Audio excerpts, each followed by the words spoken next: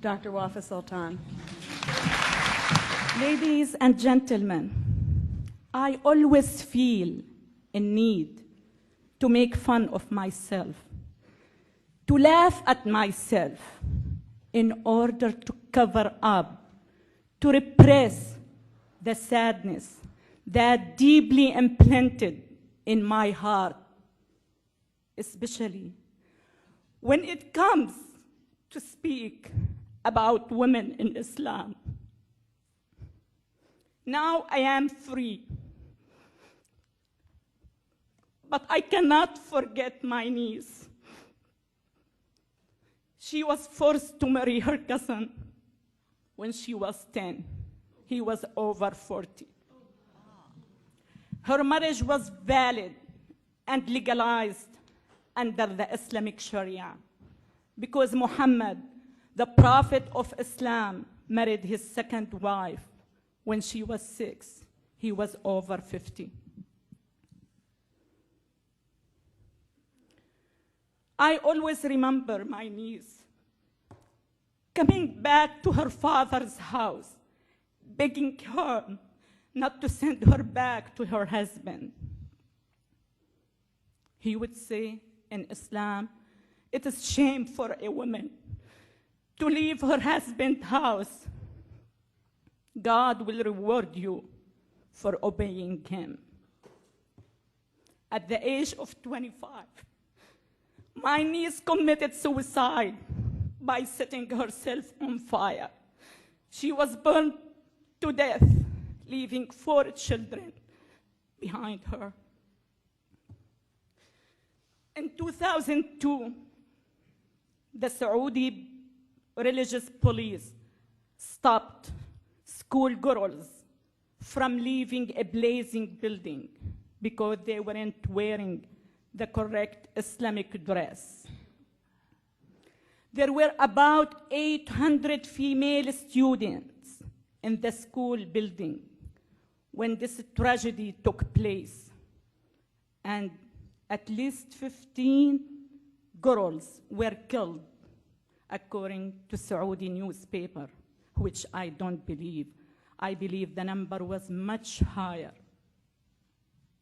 Because of that, and because of many, many human tragedies that I had witnessed in the first 3 decades of my life, I have decided to fight Islam. Please pay attention to my statement. To fight Islam, not the political Islam, not the militant Islam, not the radical Islam, not the Wahhabi Islam, but Islam itself.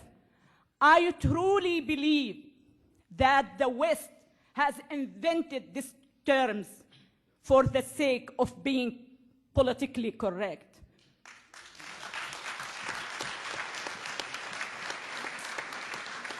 Growing up in Syria, I have never heard but Islam.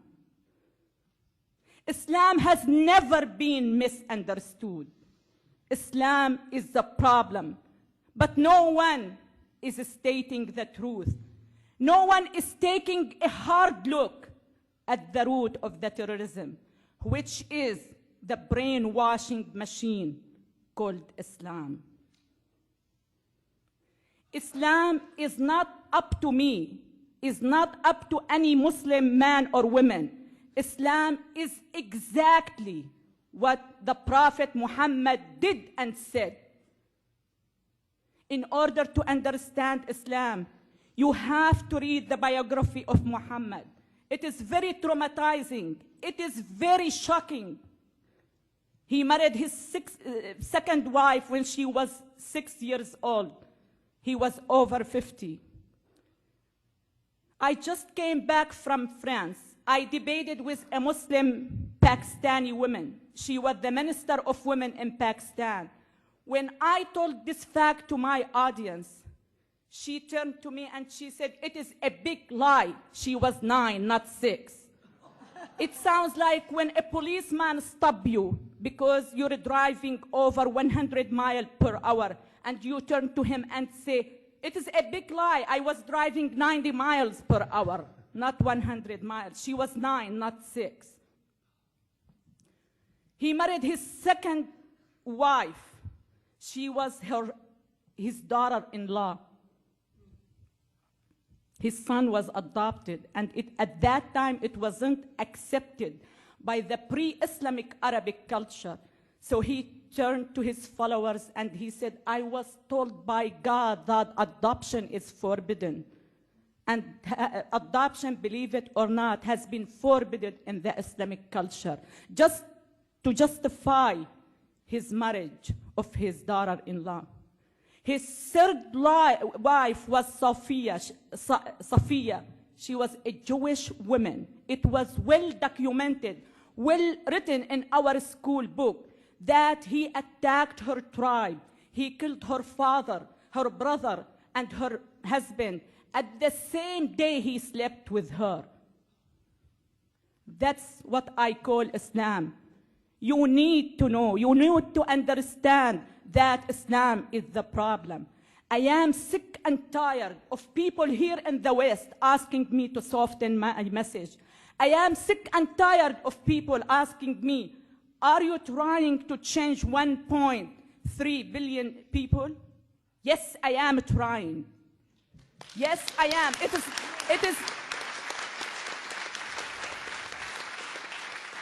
It is not a matter of I am trying. I will change him. I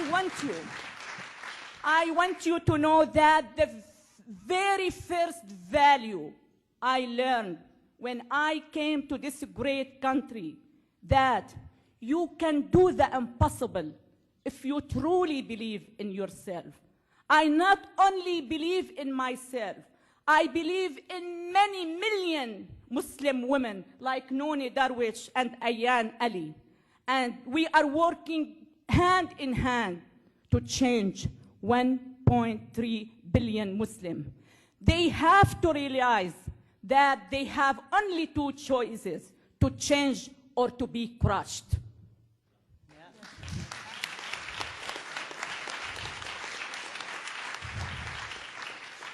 Please, please don't let your civilized way of thinking interfere with your defending your great country. Please, please defend your values. Please defend your freedoms. Defend the heaven you are living in. Don't take anything for granted. I don't. I enjoy every single moment of my American life. Just walking down the street by myself without being accused of being a whore is a bliss for me. Just chatting with my next door male neighbor without being accused of committing adultery is a bliss for me. Having a cup of coffee at Starbucks by myself is a bliss. Please, please don't take anything for granted. Please defend this beautiful country.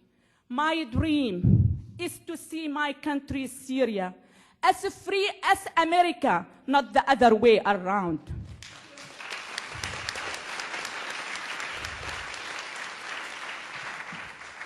When I was in Syria, I cried a lot. Now that I am free, I still cry, and much harder, for those women whom I left behind.